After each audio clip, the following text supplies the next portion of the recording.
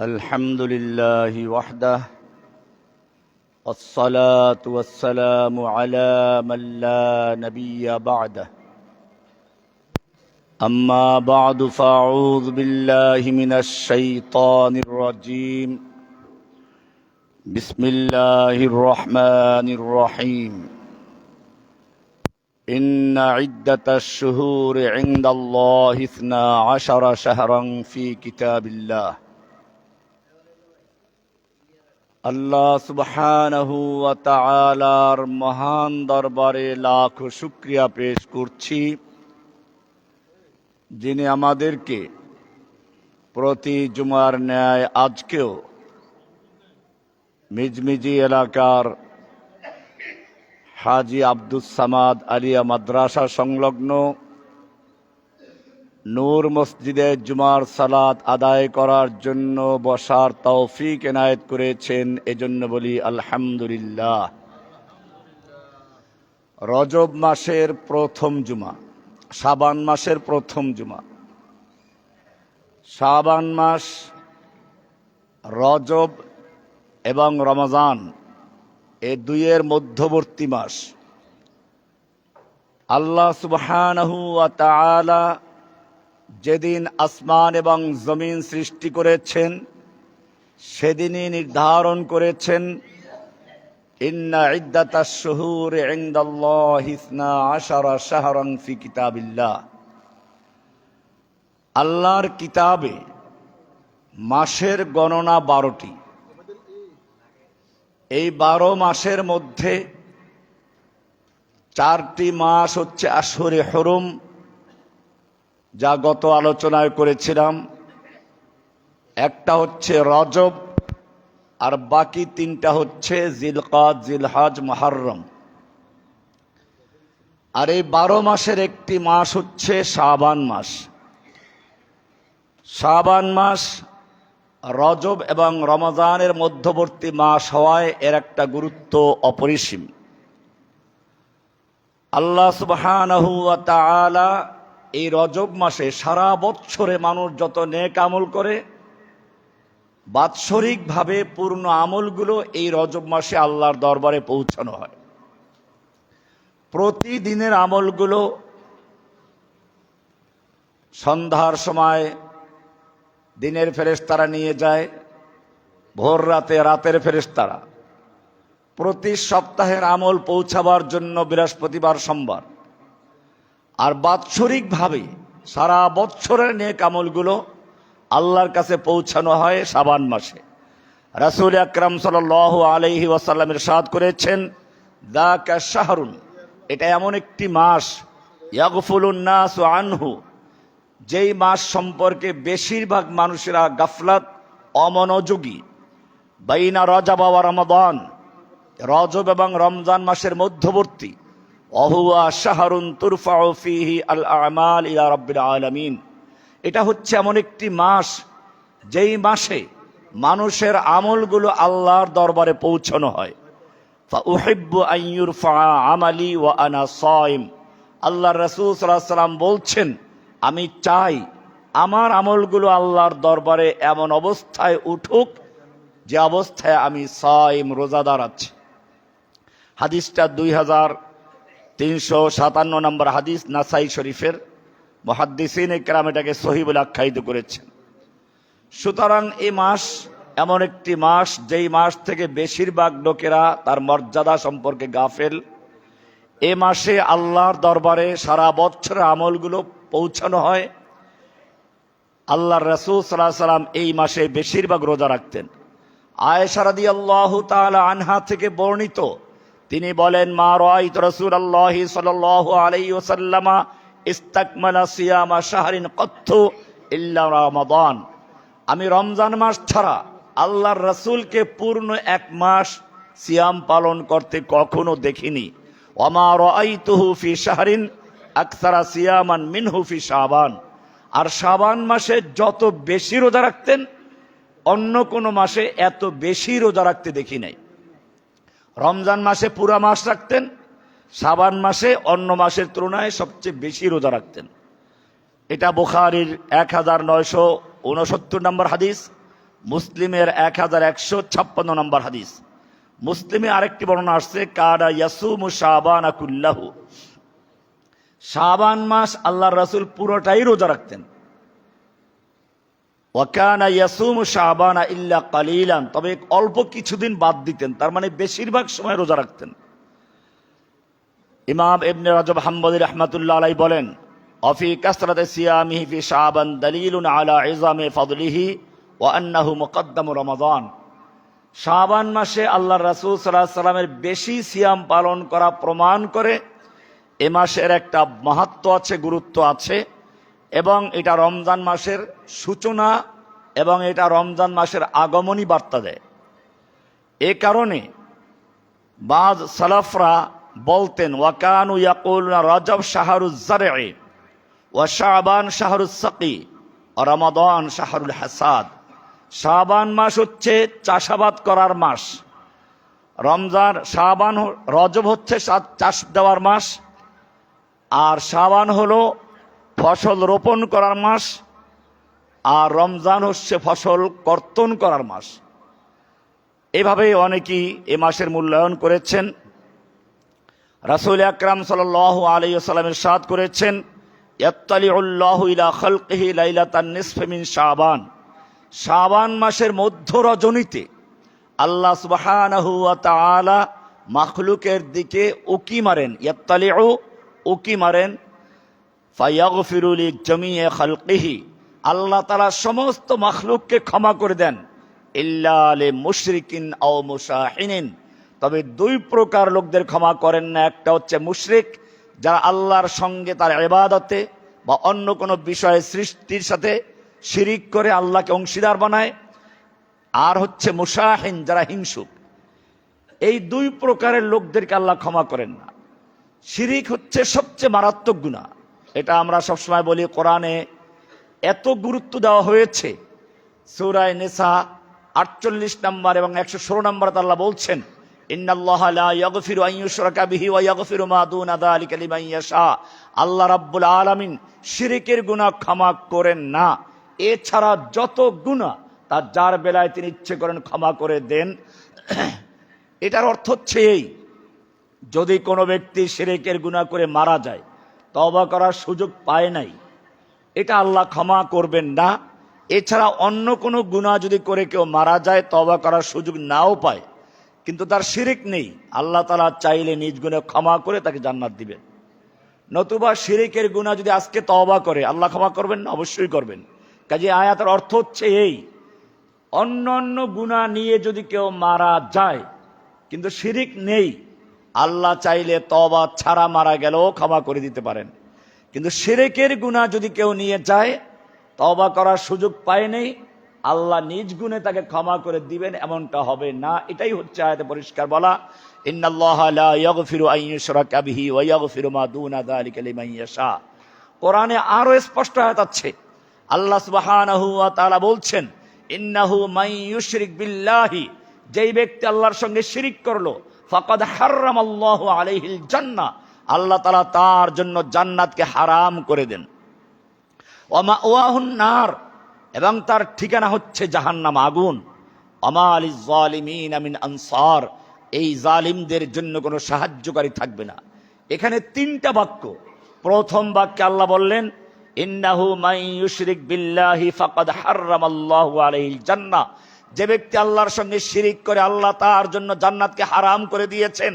এখন কোন ভণ্ড পীরের মুরিদ মনে করতে পারে অসুবিধা নেই, আমরা তো মাঝখানে গিয়ে থাকবো, জান্নাতে না গেলে জাহান্নামেও যাব না, আরাফে থাকবো। আল্লাহ বলছেন না, ওয়াহুন নার, ওর ঠিকানা জাহান্নাম। এবারে চিন্তা করলো অসুবিধা নেই, আমার পিসা হুজুর আমাকে বের করে নিয়ে আসবেন। আল্লাহ বলছেন না, ওয়ামা লিয-যালিমিনা মিন আনসার, শিরকের গুনাহ নিয়ে যদি কেউ মারা যায় তাকে সাহায্য করার কেউ থাকবে না, নবী রাসূলরাও পারবেন না। আল্লাহর নবী তার চাচা আবু তালেবকে এজন্যই বলেছিলেন, বলো লা ইলাহা ইল্লাল্লাহ, শিরক মুক্ত হয়ে মারা যাও, আমি সুপারিশ করার সুযোগ পাবো। শিরক নিয়ে মারা যাবে, কোন নবী রাসূল পর্যন্ত ক্ষমা করতে পারবেন না, সুপারিশ করতে পারবেন না। ইব্রাহিম আলাইহিস সালাম তার পিতার জন্য সুপারিশ করতে পারবেন না। নূহ আলাইহিস সালাম তার ছেলের জন্য সুপারিশ করতে পারবেন না। মুহাম্মদ সাল্লাল্লাহু আলাইহি সাল্লাম তার চাচা আবু তালেবের জন্য সুপারিশ করতে পারবেন না। এটাই কোরআনের পরিষ্কার আয়াত। এই জন্য সূরা লোকমানে বলা হয়েছে, ইন্না শিরকা লাযুলমুন আযীম, শিরক হচ্ছে সবচেয়ে বড় জুলুম, এই জুলুমের কোনো ক্ষমা নাই। এই কারণে বলা হয়েছে শাবান মাসের নিসফে শাবানে আল্লাহ তাআলা আকাশের থেকে জমিনের দিকে উকি মারেন এবং সমস্ত মাখলুককে ক্ষমা করে দেন, কিন্তু দুই প্রকার লোকদের ক্ষমা করেন না, একটা হচ্ছে মুশরিক আর একটা হচ্ছে মুশাহিন। মুশাহিন মানে হচ্ছে হিংসুক। হিংসা এমন একটা গুনাহ, আপনি কোরআনের সূরা নিসার 32, 33 নম্বর, 31, 32 নম্বর আয়াত দেখবেন। এর আগে অনেকগুলো গুনাহে কাবিরার কথা আলোচনা করা হয়েছে। এরপরে আল্লাহ সুবহানাহু ওয়া তাআলা এই হিংসা এর সম্পর্কে আলোচনা করতে গিয়ে বলেছেন, খবরদার তোমরা পরস্পরে হিংসা করো না। কেন হিংসা করতে মানা করলেন? এর আগে শিরিকের গুনার কথা আলোচনা আছে, পিতামাতার অবাধ্যের কথা আলোচনা আছে। এরকম ভাবে অনেকগুলো বিষয় আলোচনা করার পরে আল্লাহ সুবহানাহু ওয়া তাআলা সাবধান করেছেন হিংসা থেকে। কারণ হিংসাই হচ্ছে এমন এক জিনিস যা ইবলিসকে জান্নাত থেকে বহিষ্কার করালো। হিংসা হচ্ছে এমন এক জিনিস যা পৃথিবীর মধ্যে সর্বপ্রথম মানব ইতিহাসের খুন খারাপির ঘটনা ঘটিয়েছিল। হাবিলকে হত্যা করলো কাবিল, এটাও ছিল হিংসার কারণ। হিংসা এমন একটা জিনিস, একজন নবীর পুত্র হয়ে তার ভাইকে কুয়ার ভিতরে নিক্ষেপ করেছিল ইউসুফ আলাইহিস সালামকে। হিংসার কারণে আল্লাহ সুবহানাহু ওয়া তাআলার যে গজবগুলো নাজিল হয়, জন্য দেখা যায় বড় বড় গুনাহগুলো আলোচনা করার পরে আল্লাহ সুবহানাহু ওয়া তাআলা সাবধান করেছেন হিংসা সম্পর্কে। এই জন্য বলা হয়েছে শাবান মাসের মধ্য রজনীতে, যেটাকে আমরা শবে বরাত বলি, এ রাতে ইবাদত করার ফজিলত আছে। আল্লাহ রাসূল সাল্লাল্লাহু আলাইহি সাল্লাম বলেছেন, যখন তোমরা এই রাত্রটা পাবে, রাতের বেলায় ইবাদত করো, দিনের বেলায় সিয়াম পালন করো, এটা সহি। বাকি এরপরে যা করা হয়, এ রাত্রে হালুয়া রুটি খাওয়া, আর কি শানদার বয়ান দেয়। এই রাত্রে হালুয়া রুটি কেন খাই? আল্লাহ রসুলের দান্দান শহীদ হয়ে গিয়েছিল, শক্ত রুটি খেতে পারেন নাই, মাংস খেতে পারেন নাই, হালুয়া রুটি খেয়েছিলেন। কি আশেক! আল্লাহর নবীর দান্দান শহীদ হয়েছিল তা কি এই শাবান মাসে নাকি শাওয়াল মাসে?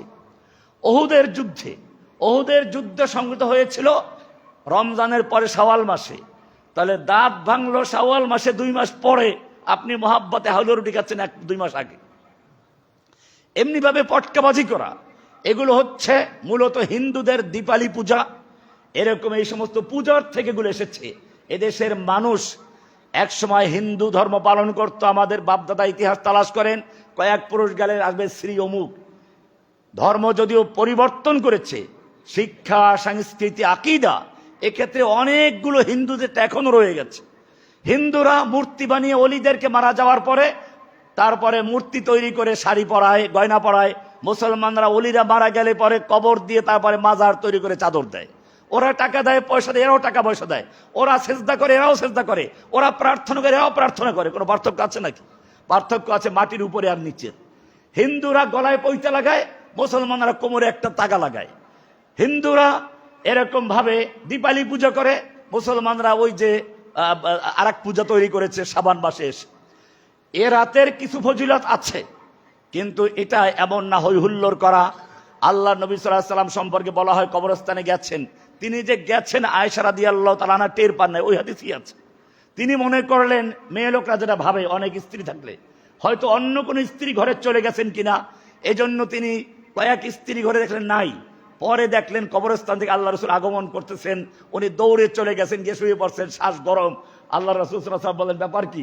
কিছু না, আমার সামনে যে দৌড়াচ্ছিল একটা ছায়ার মতো, ওটাই তো তুমি নাকি? বলে, ইয়া রাসূলুল্লাহ ক্ষমা করবেন, আমি এইটা মনে করেছিলাম। আল্লাহ রাসূল সাল্লাল্লাহু আলাইহি ওয়াসাল্লাম বললেন, তুমি কি করে মনে করলে আল্লাহ এবং আল্লাহর রাসূল তোমার জুলুম করবেন? মানে তোমার ভাগের রাতে অন্য জন্য জাগো, এই কল্পনা করলে কি করে? এই হাদিস থেকে বোঝা যায়, এই হাদিস এমনি সহি না। তারপরেও যদি আমরা মেনে নেই সহি, তারপরেও যদি মেনে নেই তর্কের খাতিরে, তাহলে সেটাও আল্লাহ রাসূল গিয়েছেন গোপনে, হই হুল্লোড় করে না। এখন দেখা যায় কবরস্থানে দল বেঁধে যাওয়া, ওখানে একটা মাদ্রাসা কায়েম করে দেয়। ইমাম সাহেব যান, কুল হু আল্লাহ পড়ান, এরপরে কি মনে হয় কুল হুয়াল্লাহ মসজিদে পড়বেন, আপনারা সূরা কেরাত মুখস্থ পড়বেন, জানাজার নামাজে দাঁড়াইয়া তারপরে জানাজার নিয়াত শিখানো লাগে, সূরা কেরাত শিখানো লাগে, এরপরে গন্ডগোল লাগে সূরা ফাতিহা পড়বে কি পড়বে না নিয়ে। দেখেন না কি গন্ডগোলটা লাগলো। এগুলো ভিন্ন মাসআলা। এজন্য এই মাসলা মাসাইলগুলো মুসলিমদের এমনি শিখতে হবে। এজন্য বলেছি এই হাদিসে, এটা ইবনে মাজার 1390 নম্বর হাদিস, আলবানিও এটাকে সহি বলে হাসান বলেছেন, মুহাদ্দিসিনে কেরাম এটাকে আমলযোগ্য বলেছেন। ইয়াত্তালিউল্লাহু ইলা খালকিহি লাইলাতান নিসফি মিন শাবান, শাবান মাসের অর্ধ রজনীতে আল্লাহ সুবহানাহু ওয়া তাআলা মানুষের দিকে, মাখলুকাতের দিকে উকি দেন, তাকান। কেমনে উকি দেন সেইটা আমি দেখাবো না, যে এরকম তাসবিহ দেওয়া জায়েজ না, এটা হারাম। আল্লাহ আল্লাহর মতো তাকান। এরপরে ফায়ুগফারু লিজামিই খালকিহি, সমস্ত মাখলুককে ক্ষমা করে দেওয়া হয়, ইল্লা লিমুশরিকিন আও মুশাহিনিন, তবে মুশরিক আর মুশাহিন ছাড়া। মুশরিক তো বললাম যারা শিরিক করে। আপনি মনে করুন বিয়ে করলেন, আপনার স্ত্রী আপনার সাথে কাল ঝগড়া করে কিন্তু আপনাকে ভালোবাসে, আপনি তাকে ছেড়ে দিবেন না। সন্তানকে পিটায়, আপনি তারপরও ক্ষমা করবেন, আপনাকে ভালোবাসে। থালা বাসন ভেঙে ফেলে, আপনি ক্ষমা করবেন, আপনাকে ভালোবাসে। কিন্তু একদিন গিয়ে দেখলেন মাশাআল্লাহ আপনার বিছানায় আর একটা পুরুষ শুয়ে আছে, আপনি বলেন এটা কে রে? বলে অসুবিধা কি, তোমার মতো আর একজন, তোমাকেও ভালোবাসে ওকেও ভালোবাসি। আপনি কি আজকে ক্ষমা করবেন? যে কোনো পুরুষরা মানবে না। আপনি একটা মেয়ে লোককে বিয়ে করেছেন, এতটুকুই তার উপর অধিকার আপনার। সে যদি আপনার সঙ্গে আরেকজনকে শিরিক করে, অংশীদার করে, আপনি বরদাস্ত করবেন না। যে আল্লাহ সুবহানাহু ওয়া তাআলা আপনাকে সৃষ্টি করেছেন, যে আল্লাহ রাব্বুল আলামিন আপনাকে নিজের হাতে সৃষ্টি করেছেন, অন্য অন্য মাখলুক সম্পর্কে বলেছেন কুন ফায়াকুন, আসমান জমিন সৃষ্টির ইচ্ছে করেছেন, কুন বলেছেন ফায়াকুন হয়ে গেছে। চন্দ্র সূর্য সৃষ্টির ইচ্ছে করেছেন, কুন বলেছেন ফায়াকুন হয়ে গেছে। কিন্তু মানুষের বেলা আল্লাহ বলছেন খলাকতু বিয়াদাইয়া, আমি নিজ হাতে সৃষ্টি করেছি। এই মানুষ যদি আল্লাহর সঙ্গে কাউকে শরিক করে, আল্লাহ বলছেন লা ইয়াগফিরু, শিরিক করলে তাকে আর ক্ষমা নাই। অন্য যত গুনাহ করো, ওয়াগফিরু মা দুনা যালিকা লিমান ইয়াশা, শিরিক ছাড়া তুমি যত গুনাহ করো আমার কাছে আসো, আমি ক্ষমা করে তোমাকে জান্নাত দিব। শিরিক নিয়ে আসবে, তোমাকে ক্ষমা করব না। আল্লাহ রাব্বুল আলামিন কোরআনে 18 জন নবীর নাম উল্লেখ করেছেন। ইব্রাহিম, ইসমাইল, যত নবীর নাম আপনি জানেন প্রায় সব এসেছে। সব নবীর নাম উল্লেখ করে আল্লাহ বলছেন ওয়ালাউ আশরাকু, এই নবীরা যদি আল্লাহর সঙ্গে শিরিক করতেন লাহাবিতা আনহুম মা কানু ইয়ামালুন, তাদের জীবনের যত নামাজ, রোজা, হজ, যাকাত, তাসবিহ, তাহলিল, জিহাদ, কিতাল, দাওয়াত, যত ইবাদত করেছেন সবগুলো বরবাদ হয়ে যেত। এরপরে আমাদের নবীকেও ছাড়েন নেই। আল্লাহ বলছেন লাইন আশরাকতা, হে নবী আপনি যদি আল্লাহর সাথে শিরিক করতেন, লাইন আশরাকতা, তুমি যদি আল্লাহর সঙ্গে শিরিক করতে, লাহাবিতা লাইহবাতান্না আমালুকা, তোমার আমলগুলো ধ্বংস হয়ে যেত। তোমার যত ত্যাগ, কোরবানি, হিজরত, তোমার নির্যাতন, জুলুম সহ্য করা, এরপরে জিহাদ কিতাল করা, দান শহীদ করা, তায়েফে মার খাওয়া, তোমার যত নেক আমল আছে, লাহাবিতা লাইহবাতান্না আনকা আমালুকা, তোমার আমলগুলো বরবাদ হয়ে যেত। ওয়ালা তাকুনান্না মিনাল খাসিরিন। এই কারণেই এই রমজান মাসের প্রস্তুতির জন্য আমাদের প্রথম কাজ হচ্ছে পরিচ্ছন্ন হওয়া, কলবটাকে পরিচ্ছন্ন করা। আমি প্রায় বলে থাকি যেই কোনো ইবাদত আল্লাহর কাছে গ্রহণযোগ্য হওয়ার জন্য দুইটা শর্ত। এক নাম্বার শর্ত হচ্ছে আমা উমিরু ইল্লা লিয়াবুদুল্লাহ মুখলিসিনা লাহুদ্দিন, অন্তরটাকে খালেস করা, পিওর করা। এই কথা না বলা, আমি ইখলাসের সঙ্গে এই কাজটা করেছি। ইখলাসের সঙ্গে করলে আল্লাহ মনের খবর জানেন, তোমার বলার কোনো প্রয়োজন নেই। যখন তুমি প্রকাশ করলে ইখলাসের সঙ্গে আমি আল্লাহর জন্য, প্রকাশ করা মানে তোমার ইখলাসটাকে আরো ইখলাস করতে হবে। আমি এটা সবসময় বলি যে লা ইলাহা ইল্লাল্লাহর মানেটাই হচ্ছে খালেস করা, পিওর করা। একটা কাপে যদি আপনি নতুন করে চা ঢালতে চান, ভরা আছে, খালি করতে হয়। লা ইলাহার মানে তোমার কলবের কাপ খালি করো, ইল্লাল্লাহ মানে নতুন করে পূরণ করো। লা ইলাহার মানে হচ্ছে পুরাতন বিল্ডিং এ রং করতে গেলে যেমন ঘষে মুছে, ধুয়ে মুছে পরিষ্কার করে, ইল্লাল্লাহ মানে নতুন করে রং করো, তোমার কলবটাও পরিষ্কার করো। যত গায়রুল্লাহ আছে সব কিছু থেকে পরিষ্কার করে একমাত্র বসাবো কার জন্য? শুধু মসজিদে না, বাইরেও। লা ইলাহার মানে হচ্ছে লা ইলাহা, কোন ইলাহা নেই, কারো দাসত্ব করি না, কারো গোলামি করি না। ইল্লাল্লাহ মানে গোলামি করি কার? এই লোকটাই যখন মসজিদ থেকে বের হয়ে গেল, মহল্লায় গেল, এখন যে বিচার ফয়সালা হয় এটা কি আল্লাহর হুকুম দিয়ে হয় না মানুষের তৈরি করা আইন দিয়ে হয়? তাহলে ওই মহল্লার চেয়ারম্যান মেম্বার আপনার মাবুদ হয়ে বসে আছে, আপনি তার হুকুম পালন করেন। আপনি আদালতে গেলেন, আল্লাহর হুকুম সেখানে চলে না, আপনি বলেন লা ইলাহা ইল্লাল্লাহ, আল্লাহ ছাড়া কারো গোলামি করি না, আদালতে গিয়ে আল্লাহর গোলামি করেন না, বিচারকদের হুকুম মেনে নিতে বাধ্য, মানুষের তৈরি করা আইন। আপনার মাবুদ আল্লাহ নন, ওখানে মাবুদ বসে আছে বিচারকরা। আপনি সংসদে গেলেন, সেখানে আল্লাহর হুকুম দেয়া সংসদ চলে না, আল্লাহর হুকুম বরং বাতিল করে মন গড়া আইন তৈরি করা হয়। সেইখানে গিয়ে আপনি মাবুদ বানালেন কাদেরকে? লা ইলাহা ইল্লাল্লাহ আছে ওখানে? লা ইলাহার মানি হচ্ছে লা ইলাহা, আমি কারো দাসত্ব করি না, কারো গোলামি করি না, কারো ইবাদত করি না, ইল্লাল্লাহ। আমি ব্যক্তি জীবনে, পারিবারিক জীবনে, সামাজিক জীবনে, সংসদে, আদালতে, রাস্তায়, ব্যাংকে, সব জায়গায় লা ইলাহা, কারো হুকুম মানি না, কারো কাছে মাথা নত করি না, কারো কাছে কোনো কিছু প্রার্থনা করি না। ইল্লাল্লাহ মানে কার কাছে নত করি? হুকুম মানি কার? আল্লাহর। এটা লা ইলাহা ইল্লাল্লাহ প্রথম কাজ। 2 নম্বর কাজ হচ্ছে এই শাবান মাসে বেশি করে ইসলাহের কাজ করা, তাসফিয়াতুল কুলুব, অন্তরটাকে পরিচ্ছন্ন করা, পরিষ্কার করে নেওয়া। যত গায়রুল্লাহ আছে সবগুলো থেকে মুক্ত হয়ে শুধুমাত্র একমাত্র অন্তরে বসাবো কাকে? কুল ইন্না সালাতি ওয়া নুসুকি ওয়া মাহইয়ায়া ওয়া মামাতি লিল্লাহি রাব্বিল আলামিন। বলো আমার সালাত, আমার কুরবানি, আমার ত্যাগ, আমার জীবন মরণ সবকিছু কার জন্য? এটা হচ্ছে প্রথম কাজ। এরপরে 2 নম্বর কাজ হচ্ছে এই মাসে যেহেতু সামনে কোরআনের মাস, রমজানের মাস, কোরআনের মাস বলা হয় শাবান মাসকেও। কোরআ, শাহরুল কোরআ, রমজান মাসে তারা কোরআন শোনাবে। এই জন্য হাফেজে কোরআন যত আছে এই মাস থেকে কোরআন মুখস্থ করা শুরু করে, ইয়াদ করতে শুরু করে। এই জন্য শাবান মাসকে বলা হয় শাহরুল কোরআ। এই মাসেই আল্লাহ সুবহানাহু ওয়া তাআলা হুকুম করেছেন বেশি বেশি ইবাদত করার জন্য। আল্লাহর রাসূল সিয়াম পালন করতেন।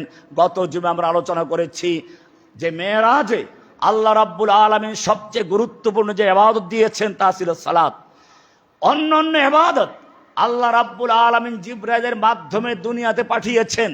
সালাতকে আল্লাহ রাব্বুল আলামিন দুনিয়াতে না পাঠিয়ে, কোনো ভায়া মাধ্যমে না পাঠিয়ে, সরাসরি আল্লাহ মুহাম্মদ সাল্লাল্লাহু আলাইহি ওয়াসাল্লামকে ডেকে তারপরে হাদিয়া দান করেছেন। এটা এই জন্য যে সালাতের মাধ্যমে একজন মানুষ তার সবচেয়ে সম্মানিত অংশ নাক, কপাল মাটির সঙ্গে মিলিয়ে দেয়। আর যখন কোনো একটা মানুষ নিজেকে মাটির সঙ্গে মিলিয়ে দেয়, আল্লাহ তাকে সর্বোচ্চ মাকামে নিয়ে যান। এটা হচ্ছে মেরাজ।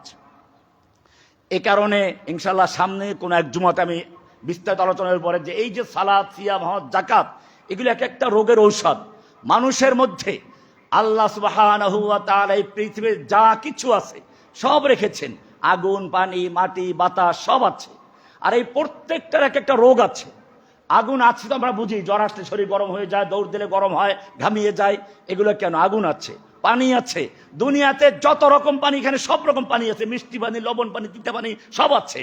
মাটি আছে, যত রকম মাটি সব আছে। এই যে ফসল বেশি হয়, দাড়ি চুল না হয়, মরুভূমি, হাতের তালু পায়ের তালু মোটামুটি হয় অন্য জায়গাগুলো, এরকম ভাবে কি আছে? এখানে মাটি আছে, আগুন আছে, পাহাড় পর্বত আছে, সব আছে। বিস্তারিত আলোচনা অন্য সময় করবো ইনশাআল্লাহ। এই যে আগুন, যেটা আগুনের একটা বড় রোগ আছে। উপকার যেমন আছে আগুনের, রোগও আছে। আগুনের রোগ হচ্ছে নিচে জ্বালালেও সে উপরে উঠে, তার মানে ঊর্ধ্বগতি, অহংকার। এটাই ছিল ইবলিসের মূল যুক্তি। আদম আলাইহিস সালামকে যখন সিজদা করতে বললেন, ইবলিস বলল আমি তো আনা খায়রুম মিনহু, আমি আদমের চেয়ে ভালো। কেমনে ভালো হইলা? যুক্তিটা কি? এই যুক্তি বলেছিল খলাকতানি মিন নারি ওয়া খলাকতাহু মিন তিন, আপনি আমাকে সৃষ্টি করেছেন আগুন দিয়ে, আর আদমকে সৃষ্টি করেছেন মাটি দিয়ে। মাটি উপরে ছুঁড়ে মারলেও নিচে পড়ে, আর আগুন নিচে জ্বালাইলে উপরে মারে, উপরে উঠে। কাজে আগুনটা আমার মাটি আমার সামনে, তো আমি কেন নত হতে যাব? আগুনের কারণে মানুষের মধ্যে আগুন আছে, সেজন্য মানুষ অহংকার করে। আমার চেয়ে বড় কে আছে? হামচনিমান ডাঙ্গুরিস্ত, আমার চেয়ে বড় কে আছে?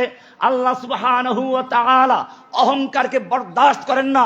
আল্লাহ রাসূল সাল্লাল্লাহু আলাইহি ওয়াসাল্লাম বলেছেন হাদিসে কুদসি, আল কিবরিয়াউ রিদাই, অহংকার হচ্ছে আমার চাদর। যেই ব্যক্তি দুনিয়া অহংকার করে, সে আমার চাদর ধরে টান দিল, আর আমার চাদর ধরে যে টান দেবে তাকে উল্টা করে জাহান্নামে ফেলে দিব। এই অহংকার রোগের চিকিৎসার জন্য, আগুনের যে রোগ অহংকার, তার চিকিৎসার জন্য আল্লাহ যে ঔষধ দিয়েছেন তার নাম সালাত। সালাতে যখন একজন মানুষ দাঁড়ায়, প্রথমে বলা হয়েছে আগে তোমার সতর ঢাকো, কারণ শয়তান জান্নাতে লিওয়ারিহুমা সাওআতিহিমা, জান্নাতকে পোশাক খুলে দিয়েছিল আদম হাওয়ার। পোশাক পরো, কতটুক পরব? খুযু যিনাতাকুম ইনদা কুল্লি মসজিদ, কমপক্ষে নাভির থেকে শুরু করে পুরুষের হাঁটু পর্যন্ত ঢাকতে হবে, এটা ফরজ।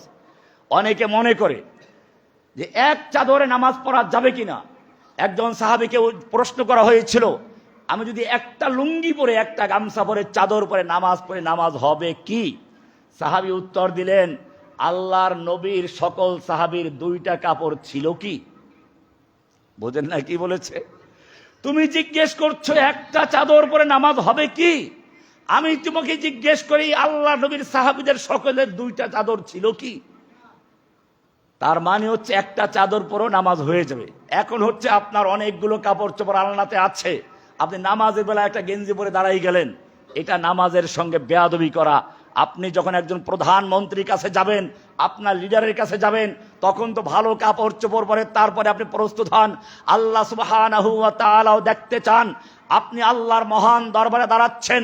এ কারণে কোরআনে বলা হয়েছে, খুযু যিনাতাকুম ইনদা কুল্লি মসজিদ, তুমি যখন মসজিদে যাও, সালাতের জন্য যাও, তখন তোমার জিনাত, তোমার সুন্দর পোশাক পরে তারপরে আল্লাহর কাছে যাও, এরপরে পরিচ্ছন্ন হও। কোরআন বলছে, ইদা কুমতুম ইলাস সালাতে ফাগসিলু উজুহাকুম, যখন তুমি সালাতের জন্য ইচ্ছে পোষণ করবে, তুমি ভালো করে চেহারা ধো, হাত ধো, উজুটা ভালো করে করো। হাদিসে বলা হয়েছে, যখন কোনো ব্যক্তি উজুর জন্য হাত ধোয়, পাও ধোয়, যখন যে অঙ্গটা ধোয়, ওই অঙ্গের যত সাগিরা গুনাহগুলো সবগুলো আল্লাহ তাআলা ক্ষমা করে দেন। এরপরে তুমি আস্তে আস্তে মসজিদের দিকে আসো। জুমার দিন বিশেষ করে আল্লাহর রাসূল সাল্লাল্লাহু আলাইহি ওয়াসাল্লাম বলেছেন, মান বাক্কারা ওয়াবতাকারা, যেই ব্যক্তি জুমার দিন সকালে উঠলো এবং গোসল করলো, গাসসালা ওয়াগতাসালা, গোসল করলো, এরপরে মসজিদে আগে চলে আসলো, আল্লাহ সুবহানাহু ওয়া তাআলা তার পিছনের জুমা থেকে এই পর্যন্ত যত গুনাহ আছে সবগুলো ক্ষমা করে দেন। এজন্য জুমার দিনের ফজিলত তো আছেই। এরপরে যারা মসজিদে নিয়মিত যাতায়াত করে, আল্লাহ সুবহানাহু ওয়া তাআলা তাদের গুনাহগুলোকে ক্ষমা করে দেন। এইভাবে সালাতের জন্য প্রথমে উযু করা, এরপরে মসজিদে আসা, এরপরে কাতারগুলো সোজা করে নেওয়া। আল্লাহর রাসূল সাল্লাল্লাহু আলাইহি ওয়াসাল্লাম বলেছেন, যখনই তোমরা সালাতে আসবে, সাফু সুফুফাকুম, কাতারগুলো সোজা করে নাও, ওয়ালা তাখতালিফু, কাতারে আঁকাবাঁকা করো না, ফায়ুখালিফুল্লাহু বাইনা কুলুবিকুম, কাতারে বাঁকা হলে তোমাদের কলবের মধ্যে বক্রতা সৃষ্টি হবে। এতে বোঝা যায় এই নামাজ শুধু একটা ইবাদত না, এই নামাজ হচ্ছে সমাজে ঐক্য তৈরি করা, মানুষের অন্তরে মহাব্বত তৈরি করা। যখন একটা লোক কাতারে একজনের পাশে আরেকজন দাঁড়ায়, আমির গরিব ভেদাভেদ থাকে না। কি সুন্দর করে ইকবাল বলেছেন, আগে আইনে লড়াই মে আগার ওয়াক্তে নামাজ, কিবলা রু হো কে জমি বুস হোয়ে কওম হিজাজ, এক হি সফ মে খড়ে হো গয়ে মাহমুদ আয়াজ, না কোই বান্দা রাহা আর না কোই বান্দা নওয়াজ। এক কাতারে সেই সুলতান মাহমুদ গজনবী আর তার কৃতদাস আয়াজ দাঁড়িয়ে গেছে, একজন রিকশাওয়ালা থেকে শুরু করে প্রধানমন্ত্রী পর্যন্ত নামাজে যদি এক কাতার হয়ে যায় দাঁড়িয়ে যাবে, কেউ কাউকে ধাক্কা দিতে পারবে না, ফিরাতে পারবে না। এটাই সালাতের শিক্ষা, সাম্যতা। ইসলাম শিক্ষা দিয়েছে 5 ওয়াক্ত নামাজে 5 বার পাশাপাশি দাঁড়াচ্ছে, এইভাবে মানুষের মনের মধ্যে মোহাব্বত তৈরি করে দেন কে? এই কারণে সালাত, নামাজ হচ্ছে এমন একটি ইবাদত। এই যে তাওহীদ, প্রথম যে কথা বললাম, তাওহীদের পরে, ইমানের পরে সবচেয়ে গুরুত্বপূর্ণ যে ইবাদত, তার নাম হচ্ছে সালাত। কোরআনের সূরা তাহা 20 নম্বর সূরার 14 নম্বর আল্লাহ বলছেন, ইন্নানি আনাল্লাহ লা ইলাহা ইল্লা আনা ফা'বুদনি, নিশ্চয় আমি তোমাদের একমাত্র আল্লাহ, ফা'বুদনি, আমারই ইবাদত করবে, গোলামি করবে, দাসত্ব করবে সব ক্ষেত্রে। ফা'বুদনি ওয়া আকিমিস সালাতা লিযিকরি, আমার জিকির, আমার শরণার্থে সালাত কায়েম করো। তাওহীদের সঙ্গে সালাতের আলোচনা।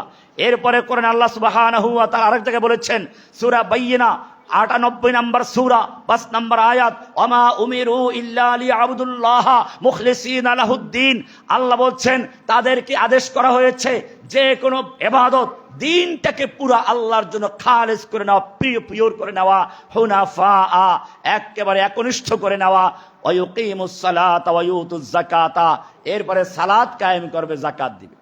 এখানে পরিষ্কার করে দিলেন, প্রথমে ইখলাস, তাওহীদ পরিষ্কার করা, এরপরে দ্বিতীয় নাম্বার আসলো কি?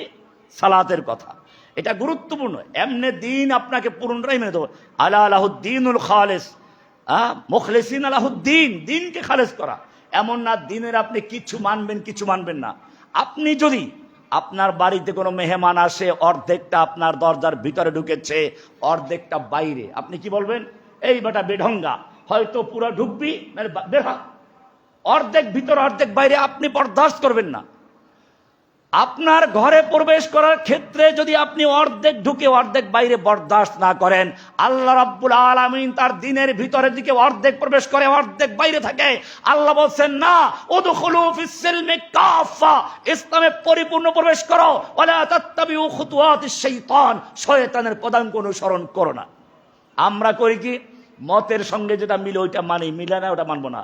আপনি দেখবেন আপনার ধরেন সচিবালয় মন্ত্রণালয় হিন্দু আছে, মুসলমান আছে, মুসলমান কর্মকর্তা যতই বেনামাজি হোক, সে কি শুকরে গোশত খায়? শুকরে গোশত খায় না। কারণ কি? শুকর ইসলাম ধর্মে হারাম, সে ধর্ম পালন করে শুকর খাচ্ছে না। ওখানে হিন্দু কর্মকর্তা আছে, সে গরুর গোশত খায় না, কারণ গরু তার ধর্মে কি? হারাম। তার ধর্মীয় কারণে হিন্দু গরু খাচ্ছে না, ধর্মীয় কারণে মুসলমান অফিসার শুকরের মাংস খাচ্ছে না, কিন্তু ঘুষের টাকা দিলে ঠিক দুইজনে ভাগ করেই খায়।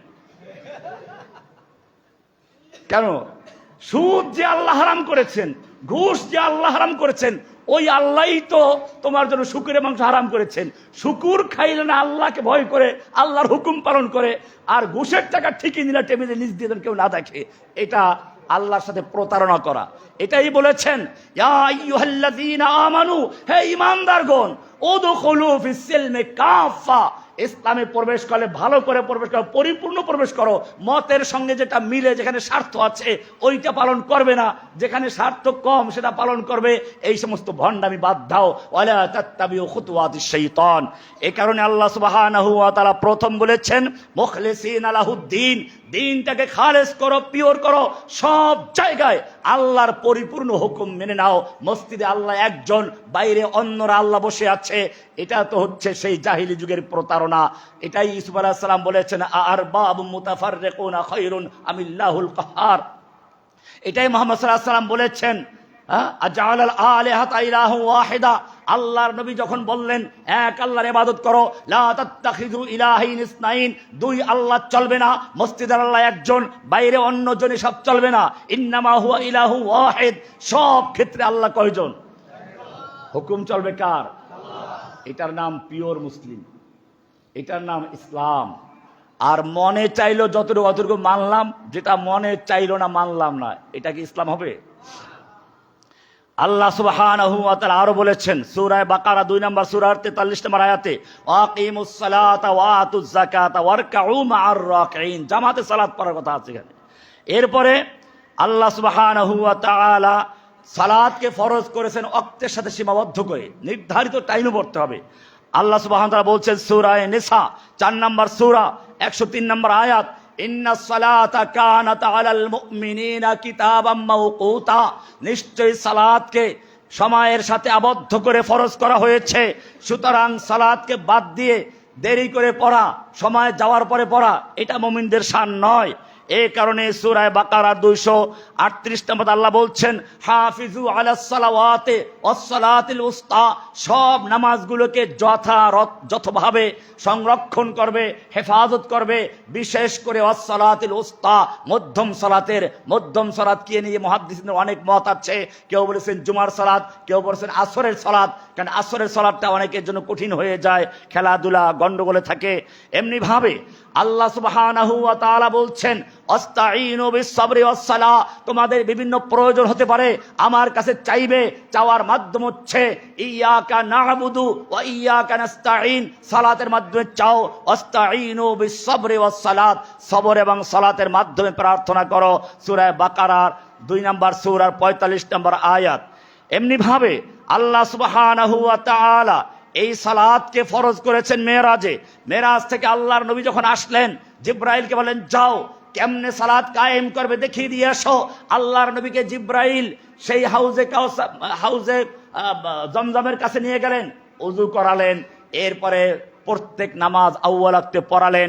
হাদিসটা আবু দাউদের 339 নম্বর, তিরমিজির 149 নম্বর হাদিস।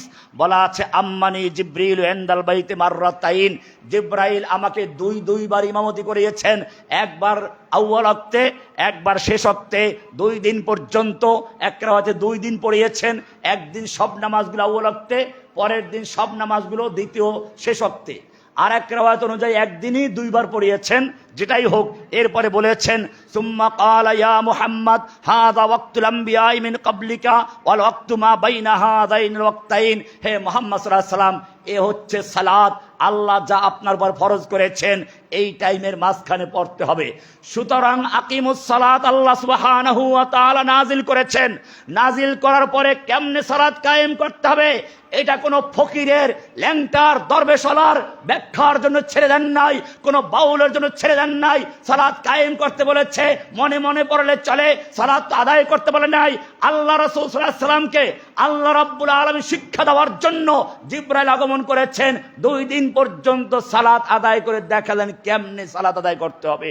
আল্লাহর নবীকে আল্লাহ এই জন্য পাঠিয়েছেন। আল্লাহ তাআলা কোরআনে বলেছেন আতিউল্লাহ, আল্লাহর আনুগত্য করো। তুমি প্রশ্ন করলে আল্লাহ তোমার আনুগত্য কেমনে করব, তোমাকে তো দেখি না, তোমাকে দেখতে পাই না, তো আনুগত্য কেমনে করব, অনুসরণ কেমনে করব? আল্লাহ বলছেন আতিউর রাসূল, রাসূলের আনুগত্য করো। কোরআন বলছে মাইয়ুতির রাসূলা ফাকাদ আতা আল্লাহ, যেই ব্যক্তি আল্লাহর আনুগত্য করলো সে রাসূল আনুগত্য করলো, সে আল্লাহর আনুগত্য করলো। সুতরাং মনে রাখতে হবে আকিমুস সালাতের ব্যাখ্যা আল্লাহর রাসূল যেভাবে দেখিয়েছেন সেভাবে করতে হবে। এছাড়া মন গড়া যদি সালাত আদায় করে 5 ওয়াক্তের জায়গায় 3 ওয়াক্ত, 2 ওয়াক্ত, আবার যেখানে যে কয় রাকাত আছে আল্লাহর নবী এটা দেখিয়েছেন। এখন যদি কোনো ব্যক্তি বলে নামাজ তো 2 রাকাত পড়তে হবে, সে ব্যক্তি আল্লাহর রাসূলকে অস্বীকার করার কারণে কোরআন অস্বীকার করেছে। কোরআনে বলছে কুল ইন কুনতুম তুহিব্বুনাল্লাহ, হে নবী আপনি আপনার উম্মতকে জানিয়ে দিন, ইন কুনতুম তুহিব্বুনাল্লাহ, যদি তোমরা আল্লাহকে ভালোবাসতে চাও, আল্লাহর ভালোবাসা লাভ করতে চাও, ফাত্তাবিউনি, আমার ইত্তেবা করো, আমার অনুসরণ করো, আমি যে কাজ যেভাবে করি সেভাবে করো। সুতরাং যদি কোনো ব্যক্তি কোনো ক্ষেত্রে রাসূলের তরিকা বাদ দিয়ে মন গড়া তরিকায় কোনো কাজ করতে চায়, তাহলে সে আল্লাহর হুকুমের আনুগত্য করে না, কোরআনকে অস্বীকার করে, সে আল্লাহর দিন থেকে সরে যাচ্ছে। সুতরাং হাদিস মানা, রাসূলকে মানার কোরআনের নির্দেশ আছে। অনেকে আছে হাদিস মানে না, কোরআন মানার দাবি করে। আরে বেটা, কোরআনই বলা আছে মাইয়ুতির রাসূলা ফাকাদ আতা আল্লাহ, যেই ব্যক্তি রাসূলের ইতাআত করলো, আনুগত্য করলো, সে আল্লাহর আনুগত্য করলো। কোরআনই তোমাকে বলেছে কুল ইন কুনতুম তুহিব্বুনাল্লাহ ফাত্তাবিউনি, আর যদি তোমরা আল্লাহর ভালোবাসা লাভ করতে চাও আমার অনুসরণ করো। আল্লাহ বলেছেন রাসূল অনুসরণ করতে, আল্লাহ বলেছেন আতিউল্লাহ ওয়া আতিউর রাসূল, ইতাআত করো আল্লাহর, ইতাআত করো রাসূলের।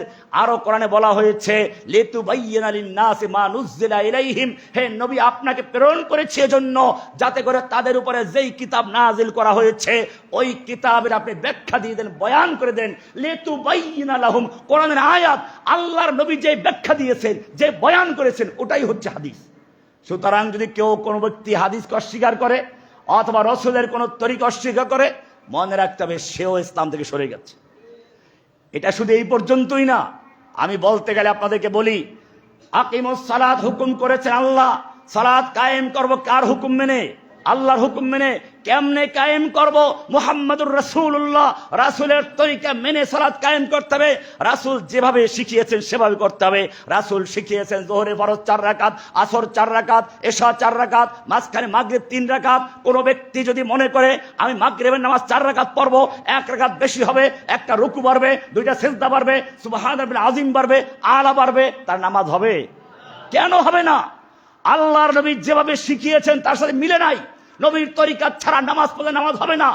কুতিবা আলাইকুমুস সিয়াম, সিয়াম ফরজ করেছেন আল্লাহ। কেমনে সিয়াম পালন করব? তরিকা বে মুহাম্মদুর রাসূলুল্লাহ। হজ করব, আল্লাহ ফরজ করেছেন। ওয়ালিল্লাহি আলান নাসি হিজ্জুল বাইতি মান ইসতাতা ইলাইহি সাবিলা। আল্লাহ ফরজ করেছেন হজ। কেমনে করব? আল্লাহর নবী নিজে হজ করে শিখিয়ে দিয়েছেন আর বলেছেন খুযু আন্নী মানাসিকাকুম, খুযু আন্নী মানাসিকাকুম, আমার থেকে তোমরা হজের কাজগুলো শিখে নাও। সুতরাং কোন ব্যক্তি যদি রাসূলের তরিকা বাদ দিয়ে হজ করে তার হজ হবে না।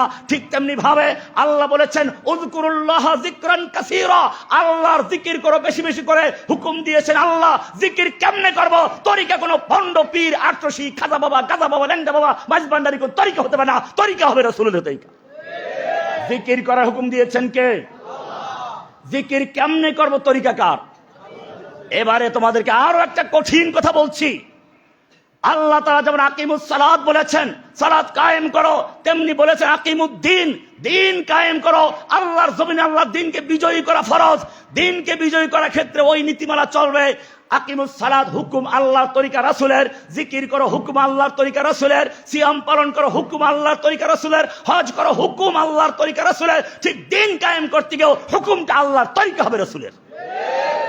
রাসূলের তরিকার মধ্যে ভোট জোট এই গণতন্ত্রগুলো কিচ্ছু নাই। এটা এখন আমি আলোচনা বিস্তারিত করব না, নির্বাচনটা যাক তারপর করবো ইনশাআল্লাহ। কারণ হচ্ছে এই আল্লাহ সুবহানাহু ওয়া তাআলা দ্বীনকে বিজয়ী কেমনে করতে হবে শিখিয়ে দিয়েছেন। সেজন্য আমরা সেগুলো পরে আলোচনা করব। কারণ ওই যে মজনুনের কাছে বসে লাইলি ছাড়া জিকির করা ঠিক না। মাজনুনের কাছে বসে আপনি যদি লাইলি ছাড়া কারো কথা বলে সে শুনবে? এখন তো সব মাজনুন। কিসের মাজনুন? নির্বাচনী মাজনুন। এই জন্য আজকে এই সময়টা আলোচনা করলাম না, কিন্তু একটা নীতিমালা বলে দিলাম। দিন কায়েম করা ফরজ। কে করেছেন? কোরআনে স্পষ্ট আয়াত আছে। আকিমুস সালাত যেরকম কোরআনে আছে, আন আকিমুদ্দিনও কোরআনে আছে। শুধু এটাই না, আল্লাহ 3 জায়গায় বলেছেন। সূরা তাওবার 33, সূরা সফের 9 নম্বর আয়াত, সূরা ফাতার 28 নম্বর আয়াত বলছেন হুয়াল্লাযী আরসালা রাসূলাহু বিল হুদা ওয়া দীনিল হক লিইয়ুযহিরাহু আলাদ দীনি কুল্লিহি। আল্লাহ তাআলা স্বীয় রাসূলকে দ্বীনে হক এবং হেদায়েত দিয়ে প্রেরণ করেছেন। কেন প্রেরণ করেছেন? লিইয়ুযহিরাহু আলাদ দীনি কুল্লিহি, অন্য সকল দ্বীনের উপরে, অন্য সকল মতবাদের উপরে আল্লাহর দ্বীনকে বিজয়ী করার জন্য। এখন বিজয়ী করার হুকুম দিয়েছেন কে? দ্বীন কেমনে বিজয়ী হবে তার তরিকাও দিয়েছেন কে? এই জন্য রাসূলকে পাঠিয়েছেন। অন্যান্য বিধানের মতো আমি বলছিলাম সব ক্ষেত্রে হুকুম চলবে কার? তরিকা চলবে কার? রাসূলের। এই জন্য সালাতের ব্যাপারে আল্লাহ রাসূল বলেছেন সাল্লু কামা রাআইতুমুনি উসাল্লি, তোমরা সালাত আদায় করো যেরকম আমাকে সালাত আদায় দেখতে পাচ্ছ। বুখারীর এটা 631 নম্বর হাদিস। এমনি ভাবে আল্লাহ রাসূল বলেছেন as-সালাতু ইমাদুদ্দিন, দ্বীনের খুঁটি, রাসূল আমরি আল ইসলাম উমুদুহু as-সালাত ওয়া যারাতুস সিনামিহি আল জিহাদ, তিরমিজির হাদিস। এটা খুঁটি বলা হয়েছে। এমনি ভাবে আল্লাহ রাসূল বলেছেন ইন্না আউয়ালু মা ইউহাসাবু বিল আবদু ইয়াউমাল কিয়ামা মিন আমালিহি সালাতুহু, কিয়ামতের মাঠে সর্বপ্রথম আমলের মধ্যে যেই জিনিসের বিচার হবে তা হলো সালাত।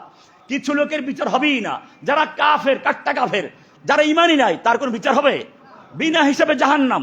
আর এক দল মানুষ আসবে যাদের কোনো হিসাব হবে না, বিনা হিসাবে জান্নাত 70,000 হবে। আর বাকি যারা পাপী মুসলমান, এদের জন্য কোরআনে বলা আছে ওয়া নাদাউ মাওয়াজিনাল কিসত লিয়াউমিল কিয়ামা, কিয়ামতের দিবসে আমল মাপার জন্য যন্ত্র স্থাপন করা হবে। তো এটাও খেয়াল রাখবেন যে এই যে হিসাবটা হবে, প্রথম হবে সালাতের হিসাব। এরপরে আল্লাহ রাসূল সাল্লাল্লাহু আলাইহি ওয়াসাল্লাম বলছেন বাইনার রাজুলি ওয়া বাইনাশ শিরকি ওয়াল কুফরি তারকুস সালাত, একজন মুমিন বান্দা আর একটা কাফেরের মধ্যে পার্থক্য যে সালাত কায়েম করা। এই হাদিসটা মুসলিমের 82 নম্বর হাদিস। এমনি ভাবে আর একটা হাদিস আল আহাদুল্লাযী বাইনানা ওয়া বাইনাহুমাস সালাতু, আমাদের মাঝে এবং কাফের মুশরিকদের মাঝে পার্থক্য হচ্ছে as-সালাত। কারণ ঈমান তো আর দেখা যায় না, কে মুমিন কে ভিতরে তাওহীদ আছে কি না দেখা যায় না, দেখা যাবে কি দিয়ে? এজন্য বলেছেন আল আহাদুল্লাযী বাইনানা ওয়া বাইনাহুমাস সালাত ফামান তারাকাহা ফাকাদ কাফারা, আমাদের মাঝে এবং একজন অমুসলিমের মাঝে পার্থক্য হচ্ছে সালাত। যে ব্যক্তি সালাত তরক করলো সে কুফরি করলো। অবশ্য সালাত তরক করলে কাফের হবে কিনা সেখানে ওলামাদের 2টা মত আছে। কেউ কেউ বলেছেন স্থায়ীভাবে যদি সালাত আদায় না করে সে কাফের। 3 জুমা যদি একাধারে না পড়ে সেটা মুনাফিক বলা হয়েছে, ঈমান থেকে খারিজ হয়ে যাবে আস্তে আস্তে। আমি এটা এভাবে ব্যাখ্যা করি, যেমন মনে করেন একটা লোকের পকেটে টাকা আছে, 10 টাকা 20 টাকা আছে, তাকে কি সমাজে পয়সাওয়ালা বলবে? কিন্তু এখন সে ওই 10 টাকা 20 টাকা জমা করতে করতে 20 বছর 50 বছর চলে গেছে, এখন তার কয়েক কোটি টাকা জমা হয়ে গেছে, এখন তাকে সমাজ কি বলবে? পয়সাওয়ালা বলবে। আল্লাহর নবী সাল্লাল্লাহু আলাইহি ওয়াসাল্লাম এটাই বুঝিয়ে দিলেন যেই ব্যক্তি 1 ওয়াক্ত সালাত তরক করলো ফাকাদ কাফারা, সে একটা কুফরি করলো। দৈনিক 5 ওয়াক্ত সালাত করলো না, 5টা কুফরি জমা করলো। 1 মাস পড়লো না, কতগুলো কুফরি করলো। 1 বছর পড়লো না, কত কুফরি করলো। এতগুলো কুফর করতে করতে এক সময় সে কুফর ওয়ালা হয়ে যায়। আর কুফর ওয়ালার নাম হচ্ছে কি? এজন্য আমরা যদিও এই হাদিসের ব্যাখ্যায় বলি যে কুফরি করেছে, কাফের বলা যাবে না, কিন্তু আস্তে আস্তে কাফের হয়ে যায়। এজন্য বেনামাজিকে মুমিন বলার সুযোগও নাই। আল্লাহর রাসূল সাল্লাল্লাহু আলাইহি ওয়াসাল্লাম এজন্য মৃত্যুর সময় বারবার বলেছেন, কানা আখিরু কালামি রাসূলিল্লাহি সাল্লাল্লাহু আলাইহি ওয়াসাল্লাম আসসালাতু ওয়াসসালাম ইত্তাকুল্লাহা ফীমা মালাকাত আইমানুকুম। দুইটা জিনিস বলেছেন। আল্লাহর নবী যখন সর্বশেষ মসজিদে যাওয়া আর সুযোগ হলো না, আমি গত জুমায় বলেছিলাম, আল্লাহর নবী শেষ সময়ে, জীবনের শেষ মুহূর্তে মসজিদে যাওয়ার মতো ক্ষমতা নেই। উজু করে তৈরি হলেন, বেহুশ হয়ে পড়ে গেছেন, কয়েকবার বেহুশ হলেন। এরপরে 2 জন সাহাবীকে ডাকলেন, একটু হুঁশে আসলো। 2 জন সাহাবীর কাঁধে ভর দিয়ে মসজিদে গেছেন।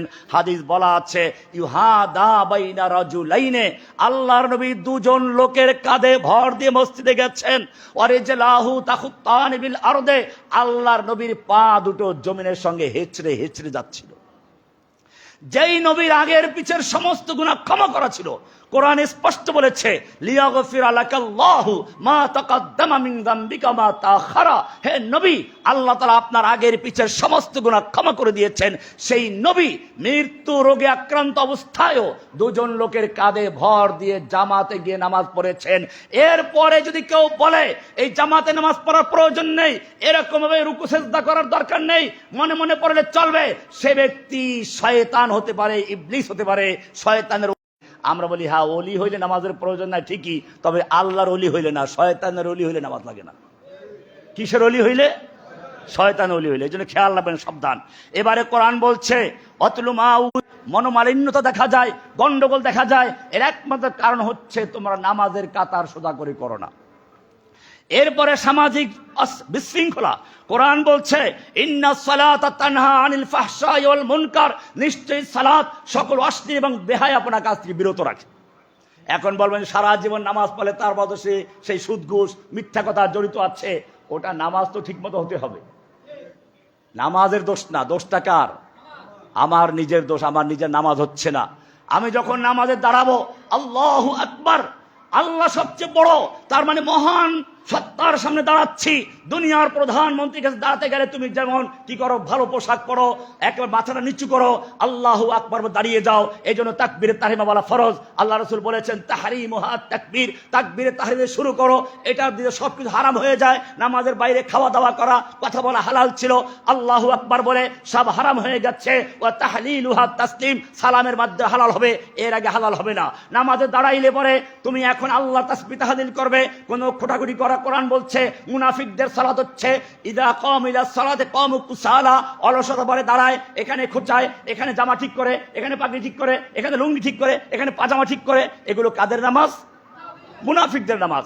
এমনি ভাবে যখন তুমি রুকুতে যাও স্থির হও, রুকুতে সোজা হয়ে দাঁড়াও, রব্বানা লাকাল হামদ হামদান কাসীরান তাইয়িবান মুবারাকান ফীহি। অবশ্য ফরজ সালাতে ইমাম সাহেব বলবে কিনা তা নিয়ে কথা আছে।